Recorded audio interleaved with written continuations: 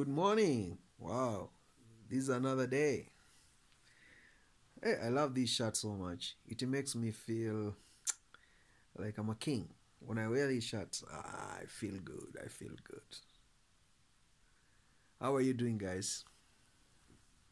Are you okay? Whenever you are? Me, I'm good. Unless you tell me if you have something you want to tell me. Today I'm the boss. You see the way I'm correcting this that I'm sleeping here on my couch. I want to talk about one, two, three things. Then I sleep. I had a very busy day. Now, I want to talk about what is happening right now in America. Biden uh, initiated another policy to stop or sabotage the sales of NVDA chips to some parts of Asia with intentions of slowing down the AI, robotics, and automation companies. America is a globalist country. It's one that is leading in tech companies, establishment, and in engineering and pioneering. The chips for graphic processing units commonly used in computer games, heavy machineries, particularly in video processing, are commonly processed by the NVDA company in America.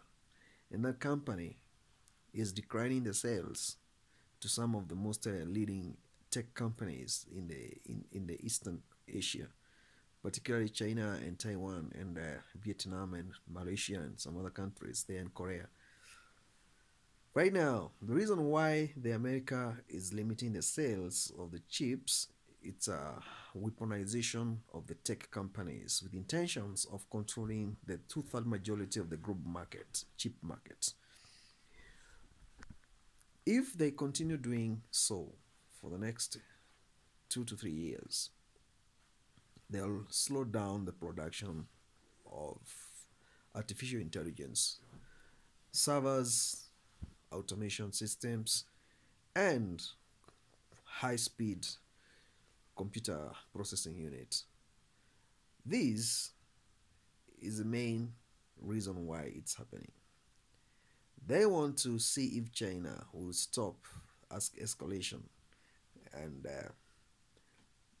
geopolitical interest in Eastern Europe, where Russia is involved. And chip companies, they are necessary and they are needed to supply the required substantial amount of chips. If America continue doing this, it's a standoff that is not going to end tomorrow or day after, because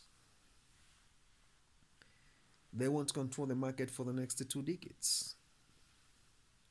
We are in the AI for the industrial revolution age, and America is leading in terms of chips supply and production and innovations. And there's no way Eastern Europe and Eastern Asia countries can be able to advance their tech companies' ambitions if they don't have the sufficient supply of the chips from the American companies. We have NVDA, Qualcomm, and some other companies, Global Foundry. These are the major companies that are developing the chips that are commonly used in the video processing and high sensitivity automated integrated system areas that requires attention for breakthrough in even to the level of extending 60G and 5G networks and the driverless cars and all those things. So there are so many things these chips they do. And if America controls the supply and who should buy what, because they have that policy in place, definitely there's going to be a problem. Saudi Arabia and United Arab Emirates, they have joined the race for the artificial intelligence, and they have ordered more than 3,000 chips worth about approximately maybe $5 billion US. These chips,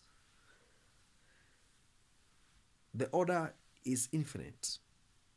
And the companies that are dealing with the chips, even if you go to the New York Stock Exchange market, you will see they are listed amongst the best to invest in. So Americans, they are keen on this, and they have to weaponize and sabotage the entire supply chain in order for them to have dominancy and hegemony. We are not going to be held or to be accosted to this because of your capitalistic interest. We also participate in the development of your economies, even if you are developed. What I mean by this is we can also fail to supply you with the much needed uranium, cobalt, lead, and some other sufficient materials that you don't have in the West that comes commonly from other countries that you're denying the supply. The trade war began during the time of Trump between China and America, and is still continuing to escalate. And this is not the end. It will continue being so until we are no longer interested with what America wants the world to bow down to. BRICS is the name, institution. It's a combination of several countries with these massive resources and sufficient middle class population. And I don't think America will stand another chance of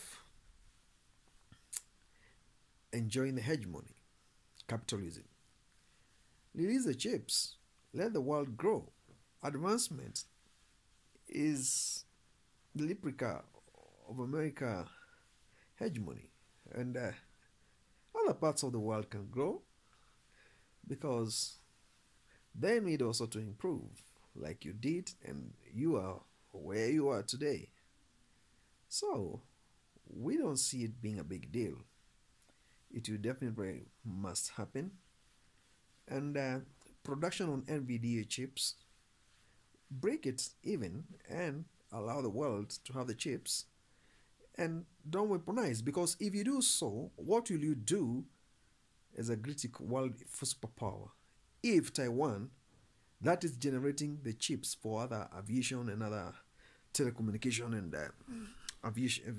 satellite and space technologies, what will you do if it is sabotaged by China? Because the reason why China want to invade Taiwan, it want to bring the whole tech companies' advancements to a halt, because the chips, 80% of them, they are generated in Taiwan, apart from those sensitive chips for some other parts of the tech development that are coming from America straight. What will happen? That's a question I always ask myself. We can escalate, it's fine. We can get away with our sabotages, but eventually, what are we going to do when those chips becomes a problem in production? That's where I'm stuck. I want answers. And those answers can only be given to me by anybody who can come on board and explain factors that we are putting into consideration. If you know, you know what I'm talking about. If you don't know, you don't know. And I cannot go into deeper details because of the limited times I have. Hit that subscription button. Subscribe to the channel. I love you, my people. I care so much. When I see you read and view these videos I post online here, I really feel good, because I know I talk to people who listen and people who understand what is all about what I'm trying to do here. I'm very grateful for your time, and I do wish you well in everything you do, in whatever you do. See you next time.